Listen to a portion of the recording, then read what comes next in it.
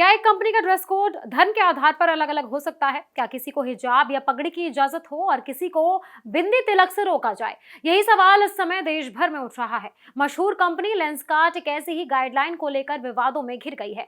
Social media पर हंगामा मचा, बॉयकॉट की मांग उठी और आखिरकार कंपनी के सीईओ को सामने आकर सफाई देनी पड़ी।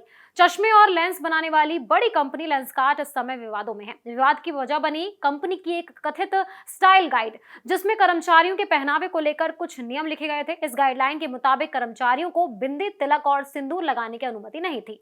वहीं दूसरी तरफ कुछ शर्तों के साथ हिजाब और पगड़ी पहनने की इजाजत दी गई थी, जैसे कि हिजाब और पगड़ी का रंग काला होना चाहिए। इसके अलावा धार्मिक धागे यानी कलावा पहनने को भी मना किया गया था। जैसे ही गाइडलाइन सोशल मीडिया पर सामने आई, लोगों में नाराजगी फैल गई। फिल्म निर्माता अशोक पंडित ने इस लेटर को शेयर करते हुए कंपनी पर गंभीर आरोप लगाए और इसे कॉर्पोरेट जिहाद तक कह दिया। इसके बाद कई लोगों ने लेंसकार्ट के खिलाफ आवाज उठाई और बॉयकॉट की मांग करने लगे। इस मामले को और हवा तब मिली जब लेखिका और एक्टिविस्ट शेफाली वैद्य ने भी इस गाइडलाइन की फोटो शेयर की और सवाल उठाए कि हिजाब की अनुमति है लेकिन बिंदी और कलावे की क्यों नहीं।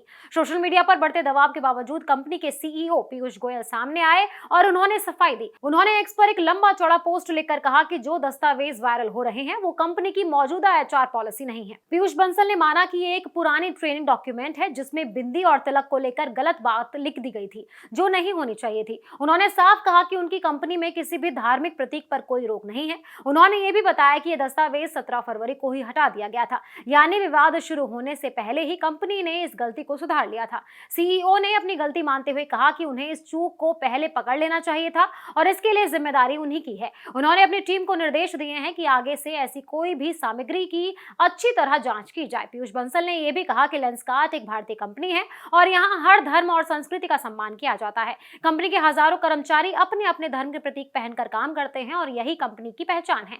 इस पूरे मामले ने एक बार फिर यह सवाल खड़ा कर दिया है कि कॉर्पोरेट कंपनियों में ड्रेस कोड और धार्मिक आजादी के बीच संतुलन कैसे बनाया जाए। फिलहाल लेंसकार्ट ने अपनी सफाई दे दी है और एक अपनी गलती भी मान ली है, लेकिन सवाल अब भी वही है कि क्या ऐसी गाइडलाइंस बनाते समय कंपनियों को ज्यादा सावधान नहीं होना चाहिए।